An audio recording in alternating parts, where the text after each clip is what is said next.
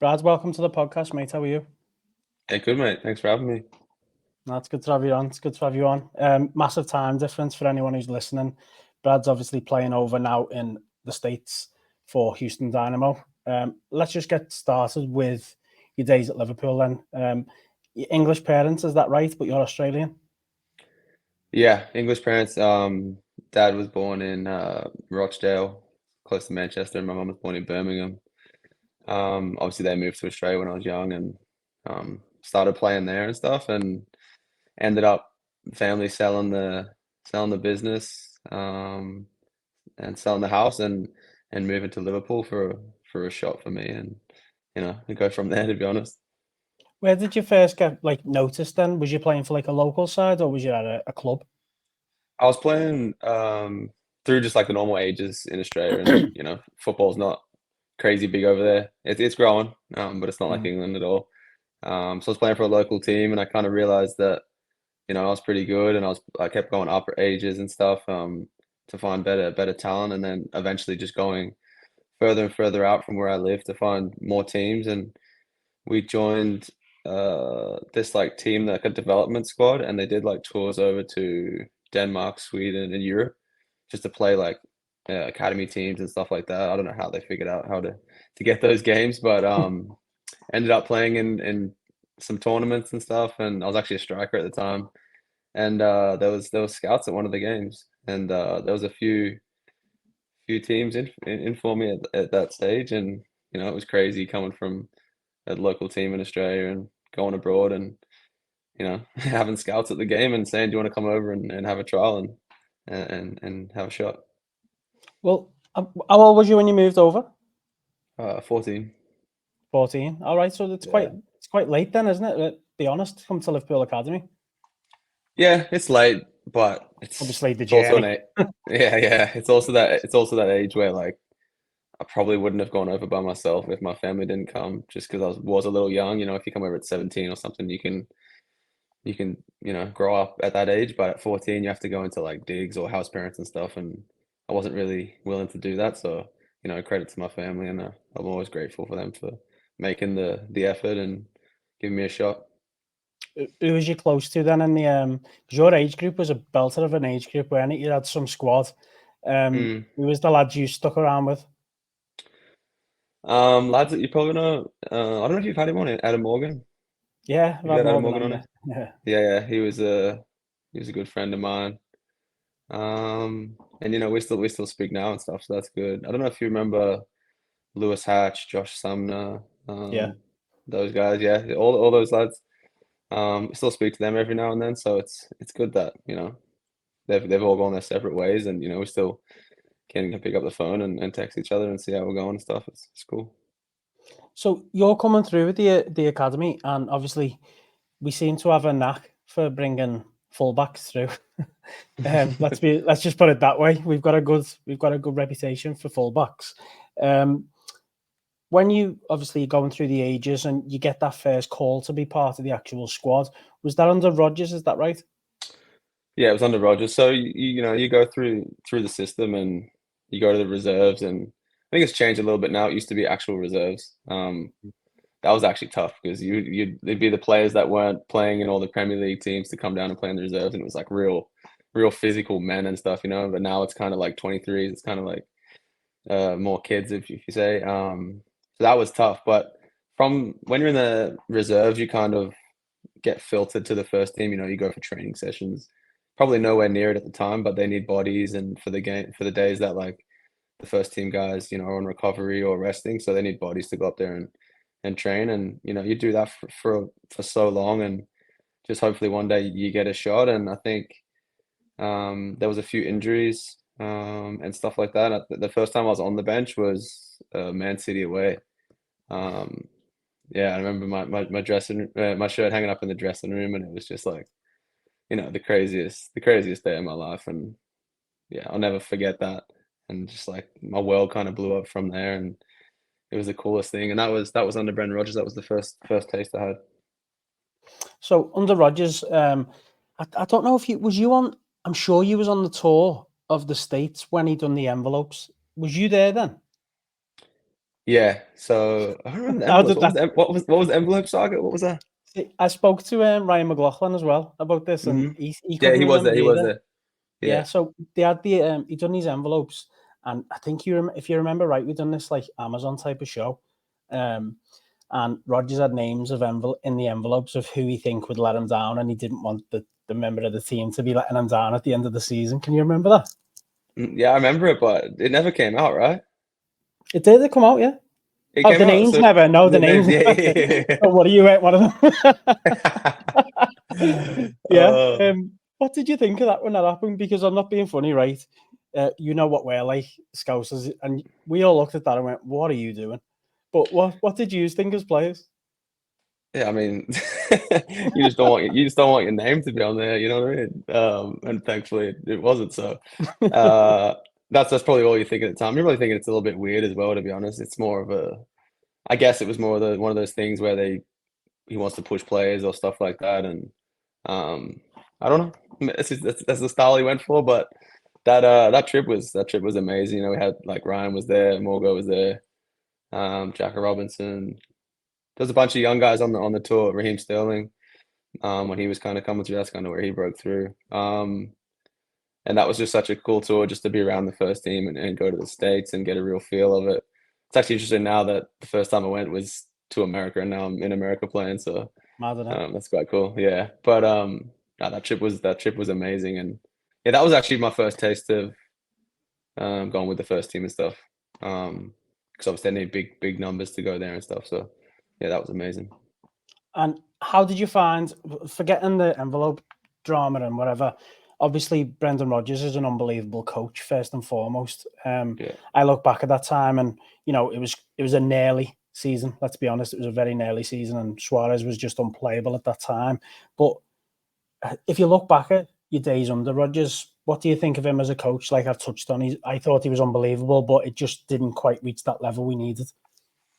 Yeah, I thought Brendan Rodgers was an unbelievable coach. The sessions he had us doing, the way he involved everyone, I think he was class, and you know he was so close. And I don't know, I don't think it was anything that like it was just it was one of them seasons where it just didn't go our way, and I don't think there's anyone to like blame about it. It was just I don't think Rodgers wasn't ready for it or anything. It was just one of those things, man. It's just heartbreaking, honestly. And being around it in that season was just absurd because, like, it was so close and it was going so well, and it's just so fun being around a winning team and to watch Liverpool now these days. Like, that's where they need to be, and it's amazing to watch. So, when you're in and around that season, and around that team, sorry, it was obviously going through a big period of transition. Quite a few players coming in, quite a few players going out. But when you're training with that team, I still put him down as one of the best players I've ever seen and the best number nines I've ever seen. But how was it with Suarez? Yeah, Suarez was absurd. Obviously you had Gerrard, Coutinho, Suarez. I think Coutinho is the best. Really? Yeah, the best. You could ask a lot of the guys my age that kind of was up there then. He was just unplayable. But Suarez just had this knack of like everything would fall for him, everything would go his way. He'd like chop in the box, it would hit the guy's leg and then come back to him, and his finishing speaks for itself. And he was amazing to like be around, and just all those guys, to be honest, just like especially Gerard, you go up to them training sessions, and even the first team players there are in awe of Gerard, and it's just like this weird, like it's like he's a god, man. It's cool, but you're so nervous when you go up there, and but he was great at making guys welcome. If they're up there the first time, he'd come and say hello and try and calm them down, because I think he understands like how nervous it is being around him and the other first teamers. So he was great at that. But yeah, Suarez, man, that guy was that guy was lethal. And that season with Sterling, Sturridge, and Suarez was crazy. So you've just touched on Stevie there, and obviously we've looked at it from the outside in, and he's my best player I've ever seen in the Liverpool shirt. It's as simple as that. He's the best, probably the best player I'll ever see, just because of what he brought, and obviously he's from the local area and things like that. But a lot of people talk about the demands that he sets every day, and we don't get to see that. So obviously you've touched on he's nice, he's welcoming, and things like that. But on the training pitch, how was it? Yeah, like he's a perfectionist, and in training he was perfect. He wouldn't do anything wrong. He would never lose the ball. Um, his diags are just absurd. His passing's crazy, but he would expect a lot of everyone around him. I think he gave a bit more leeway to the young guys coming through and stuff like that. But I've listened to the Peter Crouch podcast a lot. I listened to that, and I remember him talking about like when he first got there and he was a first team player, and Gerard's like Yeah. rapping him into him, and he's messing up his touch and stuff like that.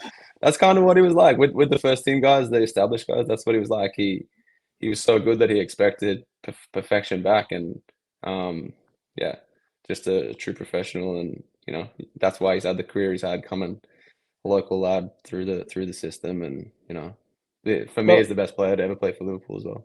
yeah, I assume with things like that, though, as much as it puts a lot of pressure on you, I assume that would take you to another level as well because you demand it from yourself then. Yeah, for sure. You play better with better players. It's just step up and try and perform at that level, and it does make you a better player. And I think that's shown with a lot of the players that have gone through. Even the era when I left and stuff like that, there was a lot of young players that had gone through, and I felt like Liverpool made those players better, and then they all got sold and went on to their careers, and I felt like that pathway helped a lot of the players go and have the careers they've had. Okay, so let's move on to your time under probably a generational manager for me, first of all, and obviously for a lot of people that are listening, watching, or watching Liverpool in general. The first time you met Klopp, can you recall that moment? Yeah, so I briefly left Liverpool, and then after Brendan Rodgers left, I came back, and Klopp had been there. Klopp kind of brought me back there. I went. Sorry, am I right in saying you had like a bit of a thing going on with your contract and then you resigned? Yeah, I was on loan with Swindon, and then we had a contractual issue, and then they uh brought me back off loan, and then I was just with the 23s and stuff for that season. Then ended up leaving in the off season, and then Brendan Rodgers left, and Jurgen Klopp came in, and I came back, and I think I was with the 23s for about a week, and then Mm. Jurgen Klopp saw me, and then he pulled me up to the first team, and from then I was just with the first team until I left Liverpool, which is crazy. You come back for a week, and then he sees you and he pulls you up there. But the moment I met him was, he is what he looks like from the outside. He gives everyone hugs. He loves hugs, and he likes to keep people close. And he's yeah, like you said, he's a generational manager, and he's incredible. And I think why he's so good is he can keep everyone in the squad happy, makes everyone feel loved. I think that's such an important thing because at the top level there is egos, and everyone wants to play, and everyone's great players. It's just it is what it is, and to keep the rest of the squad happy and make sure they feel loved is so important because you need the morale around the team, and I think that's shown from the success he's had from when he was the manager there. Definitely. So, how hands-on is he in session? So he's got obviously a big team around him in terms of coaching staff and assistant manager, and he's got Pep Linders now, who people were blaming him on the downfall of last season for some bizarre reason. How hands-on is he in training, or is he the guy that just oversees type of things in training? A bit of both. A bit of both. The other, I can't remember the name of the other coach, but when he first went there was him and the two guys he was with. They kind of took most of the sessions, and he would oversee it, but he would always be there involved, and he'd say stuff, and he was always super involved. And then Pep Linders obviously went through the system. I remember Pep Linders when I was with reserves or under 18s or something. We were away, and he first came, and he was super into it, like all the little drills and stuff like that. And to see him progress through the system as well and make it to the first team is great because he's such a great coach, and I felt like that's part of the success as well. So I don't think anyone can say that's to his downfall. I think he's a great coach, and he's worked his way up. So, but yeah, he's hands on. He's always there, but he obviously has his good coaches around him to run the sessions as well. Yeah. So did you see the Pep Linders thing where he brought his book out and he's going around the training ground and he's getting everyone Yeah, to get a yeah, picture? yeah. It's good banter. It's So funny. mate, you know what Twitter's like, and you know what social media is like. And obviously, last season was a bit of just a nightmare. And let's say we'll chalk it off and forget it even happened. But people were blaming him for bringing out his secrets in his booth. Oh no. As soon as you do anything like that on camera on social media, it's just gonna blow Yeah. up and you're never gonna hear the end of it. It's mad, isn't it? It's mad. Mm. Okay, so obviously you spent your time under Klopp and you you make your debut at Stamford Bridge. I mean, it's a tough place to go at the best of times, and they've got the likes of Hazard and probably one of the best players I've ever seen live. To be honest with you, what was it like when you made that? Let's say, I know you made your debut in the Europa League, was the UEFA Cup, whatever it was, but your competitive Premier League debut is away to Stamford Bridge. You come on, how was that? Well, that was actually my first. That was actually my full debut Oh, at was the. it? So Yeah, was you yeah, yeah, yeah, right? Okay, okay. yeah. So that makes it even tougher. And then obviously we'll talk about Jurgen Klopp after. Yeah, that day was surreal. So I think I mentioned before I was on the bench for Man City, and then I think I was on the bench a couple more times, or maybe it was straight after. I can't really remember. But anyway, we went to Stamford Bridge away, and um, it's one of those crazy days. And personally, if I look back at it now as a more mature man, I don't think I was ready Yeah. for that type of game. You know, I was like a deer in headlights. It was like this is the first time I'm playing. I'm coming onto Stamford Bridge at 2-1 down, like this Hazard and stuff. And um, I don't think I wasn't ready, like ability wise, because obviously that's why he put me on to play. But the pressure and the moment of it all, I definitely wasn't ready for. Like players coming through the system, and especially as such a big club like Liverpool, you you're probably better off coming on in a cup game or starting a cup game, or like what I'm saying, or Yeah. like when I went back to Liverpool and I played my first game with Jurgen Klopp. It was Southampton away. I think it was 5 or 6-0. We're winning, and he puts me on, and I get an assist, and it was a much better day. You know what I mean? So um, I think the occasion I wasn't ready for. My ability wise, I was ready, but once I got on the field, it was like, well, once he told me I was coming on, it was like I didn't know how to react and stuff like that. But that's football, and it's one of those days that I'll never forget for sure. Because making your debut for Liverpool in the Premier League at Chelsea is one of the greatest things. It's probably the greatest accomplishment I've ever had, to be honest. So probably wasn't ready mentally, ability wise. I was there, but the day, it was a tough day for me, and we didn't end up getting a result. So it was tough. Can you remember after the game what he said to um, you? Obviously, it's probably a big, massive whirlwind. yeah, honestly, it was just crazy from the moment he told me I was coming on to after it, and all friends and family. Because once you step on the field for Liverpool, your life changes. You get recognized everywhere, and it's just different, man. And it was amazing. I remember some of the players. I think remember Glenn Johnson. Um, Something sticks out for me. He was like, don't worry about what people are saying on social media and that. I've had abuse for years. Just block it out. You've just made your debut for Liverpool. This is an amazing day for you, and That's nice. it was nice, and it stuck with me. Always remember that. So obviously, let's say your career at the club didn't turn out the way you would have liked and the way you've foreseen your future. Um, how did it sort of come to an end, or how did you know it was sort of coming to an end?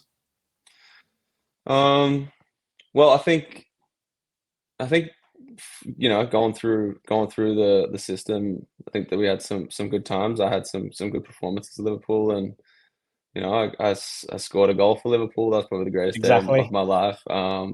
I was going to I get got to I got a couple I got a that. couple of I got a couple of assists. I got sent off. Yeah. It's just it's just it was You one little of those shit. one of those things. But I could say I did all those things, So it's to play for Liverpool, my team, and it's a team I'll always love and support, is one of the greatest accomplishments. And to be at Liverpool and stay there and do like what Trent's done is it's kind of unheard of. You look at the players that have Yeah. done that, right? It's like Steven Gerrard and Trent. Like, um, so when you look how many players have played, gone through the system, and then they've been sold, right? So I think Mm. it was just my time. I remember Klopp sitting me down and was like, "This is the time for you to go out and express yourself."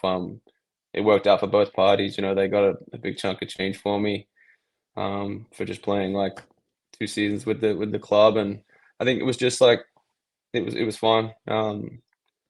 Obviously, I didn't want to leave, but Yeah. I felt like I needed to as well because at that point they were going to sign someone, and then you're not playing games, and it was just one of those things that no bad blood. Klopp was great with it. He sat me down and spoke to me about it, and just said, "This is your time to go fly," and gave me one of his big famous hugs. And yeah, it was. I think it was fun. It was fun. It was sad to leave, but obviously it was the right time. So you just mentioned there you scored in the game Exeter in the cup, wasn't it? Yeah. I mean, I've seen your celebrations. I think you lost your shit, didn't you? You just you lived our dream, mate. So how was it when you scored that goal?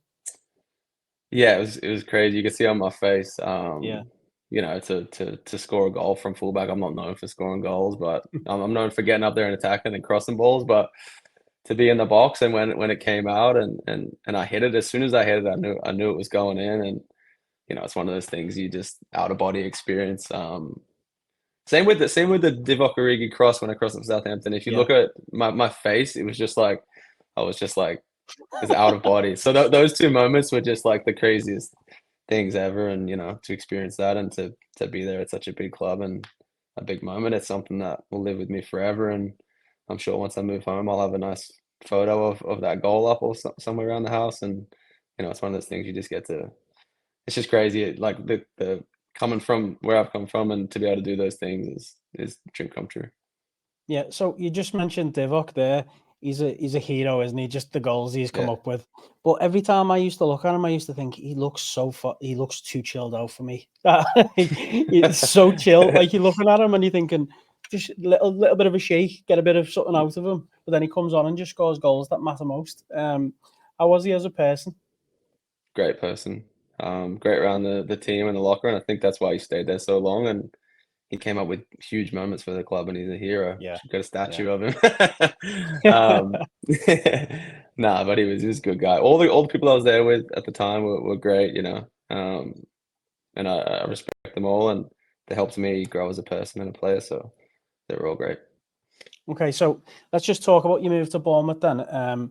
I'd say you was very unfortunate with injuries, and every injury you seem to have seems to be a long one, which is shit for you, and I'm sorry for that. The Bournemouth move is another move that again it didn't really work out for you.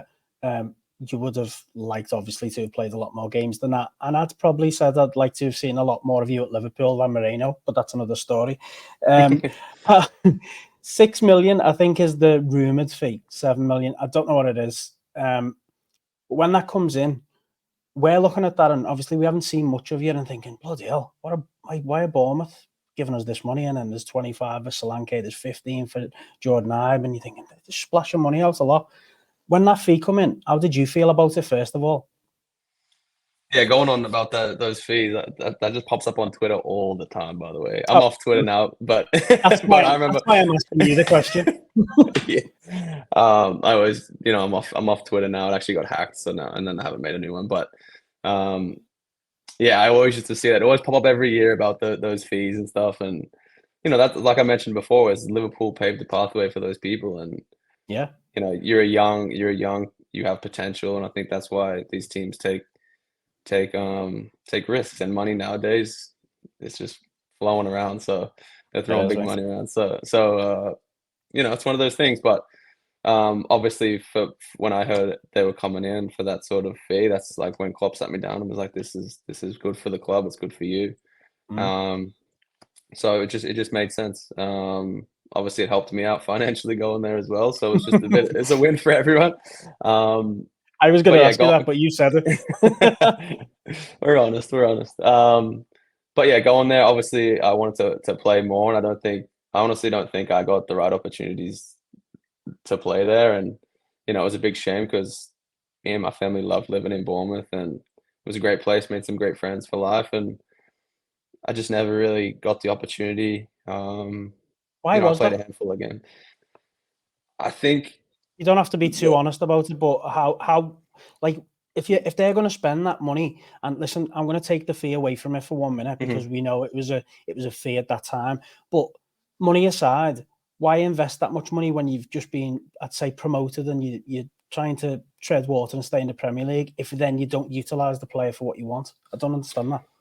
Yeah, it's a tough one, and it's always down to what managers want and stuff like that. But you'd think that if you get brought in for that sort of fee, you'd get some sort of real opportunity, but that didn't happen. And Eddie Howe is a great manager, and what he's doing at Newcastle is great. I've got nothing bad to say about him, but yeah, I personally don't feel like I got the opportunity. Maybe it was because the guys came through the system with him. He took, half the team was from League Two and they went all the way to Premier League, so he trusted those guys, and maybe that was just the way it was. And unfortunately, I wasn't able to prove myself and learn and grow as a player there and get the opportunities. And that's football. Sometimes it goes up and it comes down. So it's one of those things, man. You can't look back on it, but I'll always look back on my Liverpool times as the happiest days. And so you're happy there, and then you go to Bournemouth and it's a bit lower, but that's football, man. But I also got riddled with injuries as well. I would go to like what you mentioned. I would go to the national team, which for Australia is, fly to Australia, then fly to Asia, and then come back and get ready for the weekend games. And that was tough. And I'd always, because I wasn't playing much at Bournemouth, but they were still selecting me, I'd always go to the national team, start the game on crazy time zones. We take sleeping tablets just to get some rest before the games because you're trying to flip time zones so quickly within 3 days.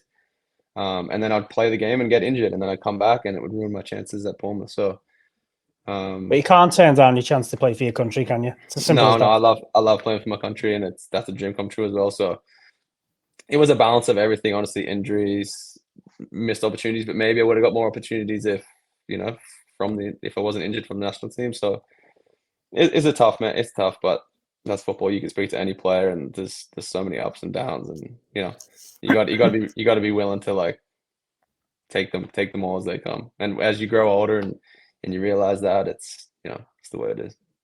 Yeah, and do you know what? I appreciate your honesty and everything you're saying as well, because like you've said, you've seen on Twitter before the fees and everything like that, and it must be an absolute nightmare to just, I wouldn't even say carry it, because you've gone on to have a brilliant career. You're still playing now, and you've still got a lot of things to come ahead. It's just boring, isn't it, when you see all this constant negativity from people? Like, you don't put the value on your head, first of all. Yeah. So, no. What do they want you to do? Liverpool are not going to turn down the fee that come in, and you're not going to turn down the chance of a massive signing on fee, decent wages, and moving to Bournemouth, where it's warmer than this shithole where we are. But at the end of the day, Liverpool ended up getting the better end of it. So I don't know why Liverpool fans always have to hop on about it and stuff like that. If I can say anything right, Liverpool fans' Twitter is not Liverpool fans, so just try and separate them two. No, I definitely. But at that age, you're 22. You don't understand it all, and but now I'm mature and I'm an older man now, so it's fine, man. People can say whatever they want, but when I was always around the place, Liverpool fans would love me, come up to me, and want photos, stuff like that. So the people that I would see, the real Liverpool fans would love me for the player I was, and not for that sort of stuff. So listen, anyone who brings on or puts on that Liverpool shirt represents the club and the fan base, and anyone who's gone on to make the debut, whether it's 3 minutes, whether it's 3 games, whether it's 300 games, it doesn't matter. You've lived your dream, and no one else's opinion matters. So anyway, don't. And no one can take that stuff away from you. That's the way. Exactly. Yeah. So you have various clubs in between this, but you're at the MLS now. You're at Houston Dynamo. How's things in the States, first of all? Good. So obviously, when I first heard that America was interested, I was like, "What the this is crazy! I'm not going out there." And they sent me a bunch of stuff, and it looked appealing. I went to Seattle first, and they have a great fan base. They get 30,000-40,000 every week, and that drew me out there. Yeah, it's a good stadium. It's the Seahawks Stadium, which is cool. So then I went out on loan there for a year, not knowing what it would be like. I ended up loving it.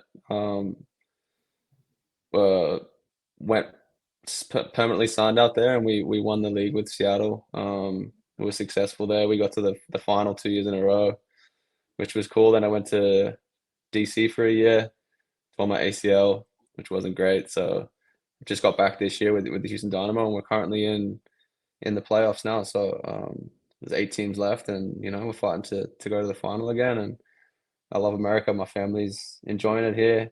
Maybe I'll come back to England one day. We'll see. My wife's family's there, so we'll see, man. But I'm currently enjoying America out here. The weather's much better.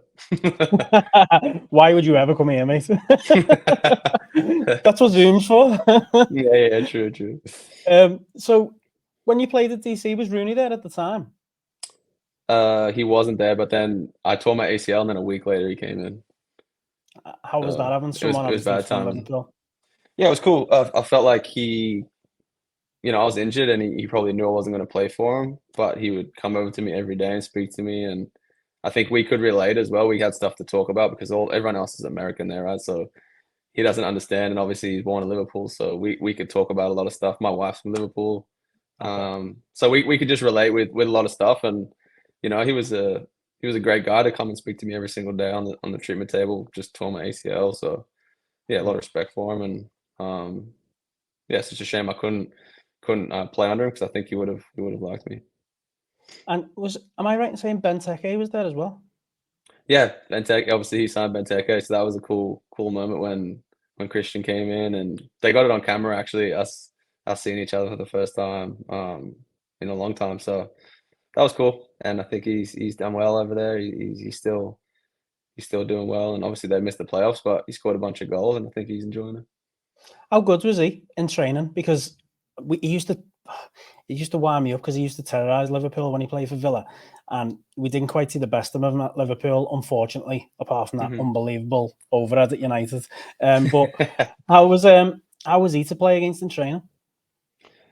It's one of those things, isn't it? Because like you see, like at Villa, he was killing it. This is the biggest thing about football. You can be a certain type of player and then come in and the manager might not rate you or whatever, and you might not be the same player. And it was tough for Benteke to get minutes and stuff. And I played a lot of the games that I played with Liverpool with Benteke because we were kind of like the second unit when the first unit was pushing for Europa League. And he's a great player and a great person. And it's just one of those things. If you look back at Firmino, which is an absolute hero at Liverpool, this is a prime example. When he first came in, you probably remember fans were like, "This guy sucks. This guy, blah, blah, all this stuff," right? And then Klopp got the best out of him. That's a proven like point that he's a great manager. He got the best out of him, and he became an absolute hero for Liverpool. So it's one of those things that players are up and down, and they might be the best player at one team, they go to a different team, they're not the best player. It's about fun and where you're happy and where you can perform your best, and the manager gets the best out of you. And yeah, fans, I don't think fans kind of see all that sort of stuff, so it's probably nice for you guys to hear it from an actual player. Mate, yeah, definitely. Yeah, but it's one of those things. Right, let's call it a pod there, mate. I know you've got stuff to do yourself, and also you've got a playoffs to prepare for, so good luck with the playoffs. I hope you obviously get as far as you physically can and win it. But yeah, it's been really good to have you on, mate. It's nice to have someone who's been there and done it and experienced something that we can only dream of as local lads. You know what I mean? And Liverpool fans, first of all. But yeah, good luck with everything, and hopefully stay in touch. But yeah, keep doing your thing, Brad. I appreciate your time. No worries, man. Appreciate it.